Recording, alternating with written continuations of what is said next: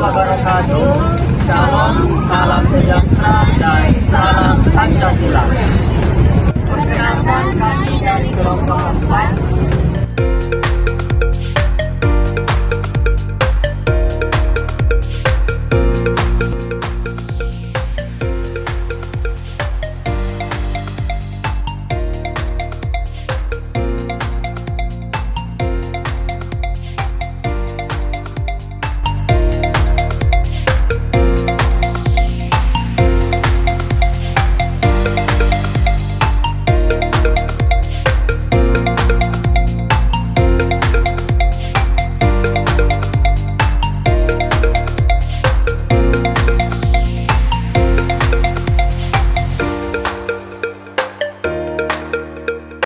Assalamualaikum warahmatullahi wabarakatuh.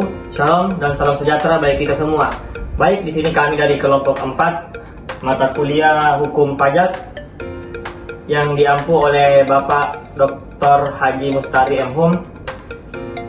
Adapun anggota dari kelompok 4 yaitu yang pertama Meliani Krispa Bidang, Rifki, Rusmia, Apika Ramadhani, dan Indian Afnisa Parimbunga. Baik, adapun tema yang kami angkat pada kali ini yakni pengelolaan dan pemanfaatan pajak bumi dan bangunan.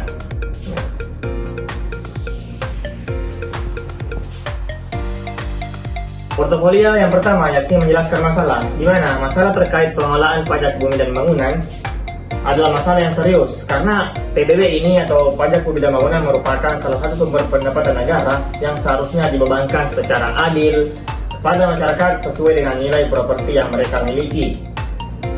Masalah-masalah ini terkait pengelolaan dan pemanfaatan pajak bumi dan bangunan ini bisa meliputi yang pertama kurang akuratnya basis data, di mana di banyak daerah basis data yang digunakan untuk menentukan nilai jual objek pajak sering tidak akurat atau tidak diperbarui secara berkala.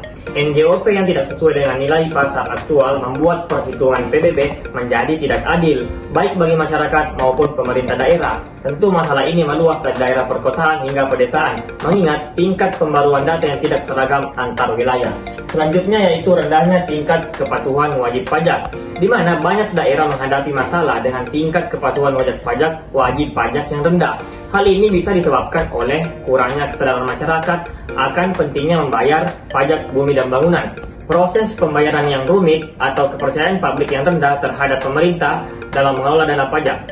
Daerah dengan populasi yang besar dan heterogen seperti Jakarta dan kota-kota besar lainnya umumnya menghadapi tantangan lebih besar terkait tingkat kepatuhan ini. Selanjutnya yang ketiga yaitu kurangnya transparansi dan akuntabilitas dalam pengelolaan pajak. Masalah mengenai transparansi dan akuntabilitas dalam pengelolaan pajak tentu sangat meluas di banyak daerah. Masyarakat seringkali tidak mendapatkan informasi yang cukup tentang bagaimana dana pajak bumi dan bangunan yang mereka bayarkan digunakan. Kurangnya transparansi ini dapat menimbulkan ketidakpercayaan dengan adanya penyelewengan dana atau korupsi. Yang keempat yaitu potensi penyalahgunaan dan korupsi. Kasus penyalahgunaan dana PBB dan korupsi dalam pengelolaan tidak jarang terjadi di berbagai daerah. Berarti banyak terjadi di daerah. Sektor perpajakan termasuk pajak bumi dan bangunan kerap menjadi target korupsi karena melibatkan pengumpulan dana dalam jumlah besar yang kemudian dialokasikan untuk pembangunan daerah. Di beberapa daerah, ada pejabat pemerintah misalnya yang memanipulasi NJOP atau melakukan penagihan secara ilegal sehingga terjadi korupsi. Jadi masalah pemanfaatan PBB ini merupakan isu yang penting yang harus ditangani oleh pemerintah. Next. Masalah ini adalah masalah penting atas pemerintah karena PBB merupakan sumber pendapatan penting bagi pemerintah, baik pusat maupun daerah. Jadi PBB merupakan sumber pendapatan penting, entah itu tingkat pusat maupun daerah. Pendapatan dari PBB digunakan untuk membiayai berbagai program pembangunan dan pelayanan publik, misalnya pendidikan, kesehatan, infrastruktur, dan keamanan. Selanjutnya adalah PBB berperan penting dalam mendorong pembangunan yang berkelanjutan. Berperan penting dalam hal ini yaitu mengenakan pajak pada tanah dan bangunan, pemerintah dapat mengarahkan pembangunan ke arah yang lebih terencana dan efisien, serta mencegah penyalahgunaan lahan. Yang ketiga terakhir yaitu PBB merupakan instrumen penting dalam mewujudkan keadilan sosial.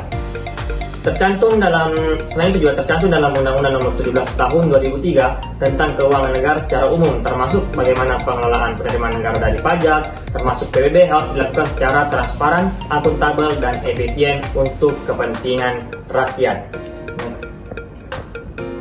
Baik, untuk portofolio kedua saya serahkan kepada materi selanjutnya. Selanjutnya saya akan menjelaskan portofolio 2, yaitu mengkaji kebijakan alternatif untuk menangani masalah. Next. Keuntungan dan kerugian dari kebijakan yang diambil ada 3. Yang pertama, transparansi dalam penggunaan PBB. Keuntungannya yang pertama, meningkatkan kepercayaan masyarakat terhadap pemerintah karena alokasi dana terlihat jelas. Yang kedua, mengurangi resiko penyalahgunaan dana dan korupsi karena setiap alokasi dapat diawasi oleh publik. Yang ketiga, mendorong pemerintah untuk lebih akuntabel dalam pengelolaan keuangan. Kerugiannya, yang pertama, biaya tambahan untuk membangun dan memelihara sistem laporan yang transparansi dan dapat diakses publik. Yang kedua, proses pelaporan yang kompleks dan membutuhkan sumber daya yang lebih besar dari pemerintahan daerah yang mungkin kurang siap secara teknologi. Yang kedua, optimalisasi sistem pendataan dalam penilaian properti. Keuntungannya yang pertama, menghasilkan penilaian pajak yang lebih adil dan akurat, mengurangi keluhan dari masyarakat. Yang kedua, meningkatkan efisiensi administrasi dalam pengumpulan pajak dan potensi peningkatan penerimaan pajak. Yang ketiga, mencegah manipulasi data oleh pemilik properti yang lain yang ingin menghindari pembayaran pajak. Dan kerugiannya yang pertama, biaya awal untuk mengembangkan sistem digital yang memadai bisa signifikan, terutama untuk wilayah yang belum memiliki infrastruktur teknologi yang baik. Yang kedua, butuh pelatihan untuk aparat daerah dalam mengoperasikan dan memelihara sistem baru ini. Dan yang ketiga, penghapusan atau pengurangan PBB untuk golongan rentan. Keuntungannya yang pertama, meringankan beban kelompok masyarakat yang kurang mampu sehingga mendorong keadilan sosial. Yang kedua, meningkatkan dukungan politik dan kepercayaan masyarakat miskin kepada pemerintah. Yang ketiga, mencegah terjadinya penunggakan pajak yang sering terjadi di kalangan golongan ekonomi rendah. Kerugiannya yang pertama, penurunan penerimaan pajak untuk pemerintah daerah yang dapat berdampak pada pendanaan proyek-proyek publik. Yang kedua, potensi munculnya penyalahgunaan di mana individu yang mampu berusaha masuk ke dalam golongan rentan untuk mendapatkan pembebasan pajak. Baik, itulah materi dari saya. Saya serahkan ke pemateri selanjutnya. Baik, selanjutnya di sini saya akan menjelaskan portofolio ketiga, yaitu mengusulkan kebijakan alternatif untuk menangani masalah, yaitu transparansi dalam penggunaan pajak bumi dan bangunan atau disebut PPB. Keuntungan dan kerugian dari kebijakan tersebut yaitu keuntungan, 1.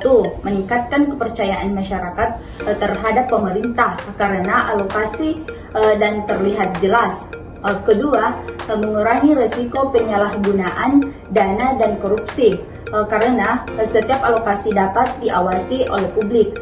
Ketiga, mendorong pemerintah untuk lebih akuntabel dalam pengelolaan keuangan. Kerugiannya yaitu 1. Biaya tambahan untuk membangun dan memelihara sistem laporan yang transparan dan dapat diakses publik.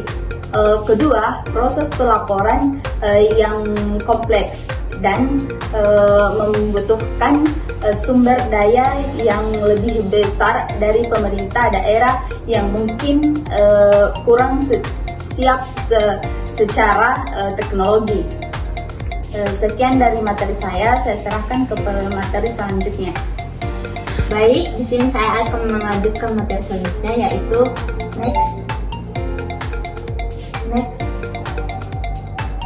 yaitu badan dan tingkat pemerintah yang harus bertanggung jawab untuk penyelenggaraan menyelenggarakan kebijakan. Yang pertama yaitu pemerintah pusat.